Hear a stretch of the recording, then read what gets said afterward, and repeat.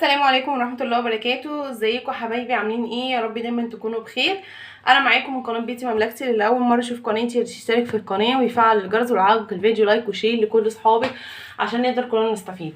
النهارده ابني طلب مني ان انا اعمل له اكله سمك النهارده ابني طلب مني ان انا اعمل له اكله كابوريا وسمك بحر. خلاص تمام، وانا مرضيتش ازعله ورحت عشان اجيب الحاجه. فانا النهارده جايه اوريكم اللي انا جبته من السوق خلاص، وهقول لكم الاسعار النهارده كانت ايه. خلاص انا ساكنه في اسكندريه في المنظره، بس انا كنت جايبه الحاجات دي من سوق العصافره. خلاص حبيت اوريكم انا جبت ايه من السوق، وهوريكم ايه الاسعار وايه هنعملهم مع بعض بطريقه حلوه قوي. خلاص اول حاجه هو طلب مني ان انا اعمل كابوريا. خلاص طبعا الكابوريا من الاكلات اللي محمد ابني بيعشقها. خلاص بيعشقها يعني بجد، ممكن عنده ما ياكلش اي حاجه، بس اهم حاجه عنده ان هو ياكل الكابوريا. خلاص فعملت ايه؟ اهي الكابوريا اللي انا رحت جبتها من السوق زي ما انتم شايفينها اهي. عايزه اوريكم انا جبت الكابوريا دي، انا جبت نوعين من الكابوريا. خلاص تمام، انا جبت الكابوريا دي. بصوا كان الراجل بيفتحها عشان يوريها لي. بصوا البطروخ فيها عامل ازاي. الكابوريا دي النهارده كانت عامله في السوق 50 جنيه. خلاص تمام، انا جايبه كيلو منها. خلاص عايزه اوريكم كمان الفرق بين الدكر والنتايه للناس اللي ما يعرفوش الفرق بين الكابوريا الدكر والكابوريا النتايه. خلاص اهوت دي كابوريايه دي. خلاص اللي الظهر بتاعها بيكون رفيع دي كابوريا دكر. الكابوريا اللي الظهر بتاعها بيكون رفيع دي كابوريا دكر. مش شرط ان هي تكون دكر تكون فاضيه يعني. بصوا دي دكر اهي، بصوا دي دكر اهي، بس ما شاء الله بصوا من جوه مليانه بطروخ قد ايه. مش شرط يعني، في ناس بتقول لك لا الكابوريا الدكوره ما بتبقاش مليانه. لا والله بصوا كلها مليانه، كل دي دكوره كلها كانت مليانه اهو. دي عامله النهارده في السوق 50 جنيه. تمام اهو. بصوا مليانه بطاريخ ازاي. طبعا هنمسكها هنشطفها شطفه محترمه عشان نطلع منها الزفاره والرمله وكل الكلام اللي فيها. ده نوع، كنت جايبه برده نوع تاني. خلاص عايزه اوريه لكم اهو برده، بس النوع ده اصغر شويه، بس والله برده كلها. بصوا البطروخ دي عامله 20. دي كانت عامله 20 جنيه. يعني انا بعد ما جبت ديت مشيت شويه في السوق لقيته بيبيع دي ب 20 جنيه، فلقيته فاتح لي واحده. خلاص رحت لقيتها ب 20 جنيه ولقيتها مليانه برده، رحت جايبه يعني انا مش منقياها. رحت جايبه برده كيلو منها، قلت ايه الولاد بيحبوها يقزقزوها يعني. خلاص دي نتايه. الدكر من ورا رفيع. بصوا الدكر من ورا دي رفيع. النتايه بتبقى شكل المثلث. النتايه بتبقى شكلها شكل المثلث. خلاص دي النتايه اهي برده مليانه. افتح لكم واحده تانية من ام 20 جنيه. بصوا المنظر، بصوا البطروخ، بصوا شيء مش عارفه ظاهر اهو، اظن البطروخ ظاهر. خلاص تمام اهي. دي كلها الصغيره غالبا كلها يعني اكتر. بصوا دي دكر ودي نتايه من الصغيره ام 20 جنيه. عايزه اقول لكم اقسمت بالله ان الدكر هي اللي اتقل، بس كلها كابوريا. خلاص تمام. المزرقه كانت ب50، واللي هي مصفره شويه برده بس رجليها زرقاء، يعني هي برده رجليها زرقاء مش خضره، رجليها زرقاء. الكابوريا اللي بتبقى زرقاء دي بتبقى كابوريا جميله جدا وبتبقى كلها مليانه. وهو اصلا الايام دي ايام الكابوريا، يعني الكابوريا الايام دي في السوق هتلاقيها موجوده كتير ورخيصه. خلاص اهي بصوا الظهر بتاعها عامل ازاي. كل ده طبعا هيتشطف. خلاص دي بالنسبه للكابوريا. طيب معانا ايه تاني؟ انا كنت جايباه من السوق طبعا، جبت سمك بحر. خلاص جبت ايه بقى من سمك البحر؟ جايبه سمك مرجان اهوت زي ما انتم شايفين. المرجان ده النهارده كان ب60 جنيه الحجم دوت. المرجان ده النهارده كان ب60 جنيه في السوق. انا جايباه اهوت، كان طازه والله. العربيات كانت بتنزل. عايزه اقول لك ريحه البحر فيه ريحته تحفه اهوت. خلاص انا جايبه طبعا على قد اسرتي، جايبه نص مرجان ب30 جنيه اهوت على قد افراد اسرتي، احنا 4. خلاص جبت نص مرجان اهو ب60 جنيه، جبت النص ب30. خلاص. وجبت ايه كمان؟ جبت الفراخ اللي هي الحمرا دي اهيت. الفراخ الحمرا دي كانت ب40 جنيه، جبت نص برضه. خلاص كانت ب40 جنيه النهارده في السوق اهو. بصوا والله حجمها حلو جدا، مش صغيره يعني. خلاص، مع ان انا بحب الفراخ الحمرا دي تبقى الصغيره اكتر من الكبيره اهو. جبت نص ونص.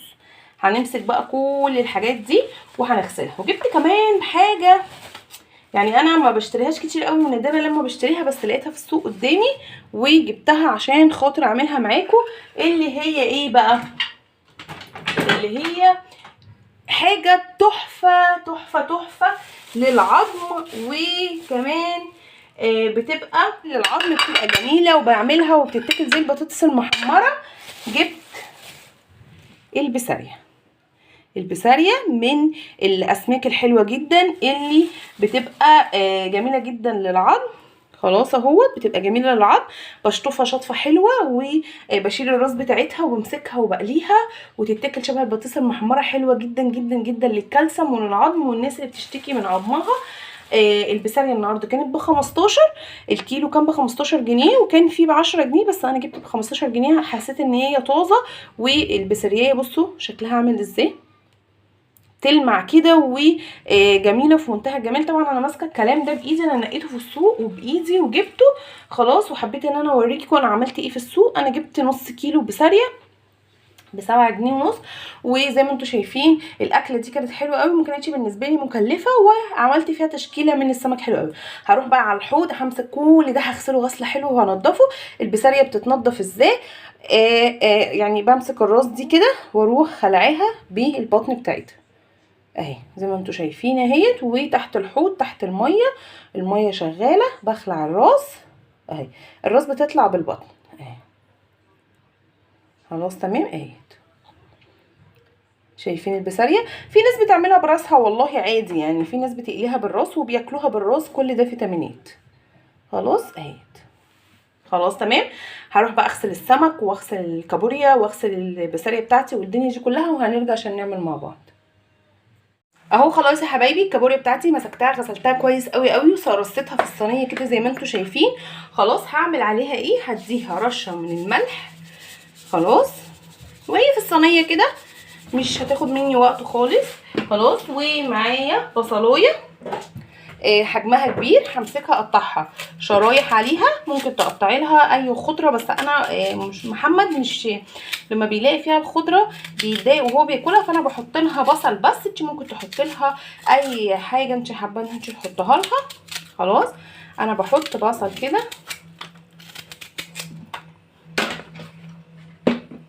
شرايح من البصل عليها بس كده، وبحط لها كمون وبابريكا وحبه فلفل اسمر، كل البهارات اللي انت حابه تحطها لها، بهارات سمك، كل دوت بحطه لها اهيت. الكابوريا بتاعتي هحطها بقى على النار لما تستوى تماما ولونها يبقى لون اورنج، وهوريها لكم بعد ما تطلع هيكون شكلها عامل ازاي. كمان للبسارية. خلاص، انا عملت ايه في البسارية اهوت؟ مسكتها نضفتها كلها من الروس، حطيت عليها ملح ورشيت عليها ليمون، وسبت القشره بتاعت الليمون دي عشان خاطر بحطها في الزيت وانا بقلي. نضفتها زي ما انتم شايفين كلها من القشر والراس زي ما انتم شايفينها. وكمان جينا للسمك اهوت، غسلته غسله حلوه ورشيت عليه ملح وحطيت عليه ليمون عشان خاطر اجي اقليه. هاجي اوريهولكم واحنا بنقليه هيكون شكله عامل ازاي. هنيجي بقى دلوقتي عشان خاطر نقلي السمك دوت. كوبايه من الدقيق، حطيت عليها 3 معالق من النشا، وهحط عليها كمون وهحط عليها ملح وهحط عليها فلفل اسمر وبهارات سمك. هخلي الدقيق بتاع القليه او الدقيق اللي هقلي فيه السمك يكون متبهر كده وليه طعم، يدي السمك كمان طعم حلو. هديله بقى كده تقليبه بعد ما حطيت له البهارات بتاعته. خلاص تمام. وهروح جايه بقى مبتديه ماسكه السمك ومبدراه كله في الدقيق، حطه في الدقيق، وعشان خاطر اشغل الزيت جنبي ويبقى الزيت سخن، واخد اقلي على طول من السمك. وانا بقلي السمك هحط فيه القشر الليمون دوت، هحطه في الزيت هيقلل ريحه الزفاره شويه.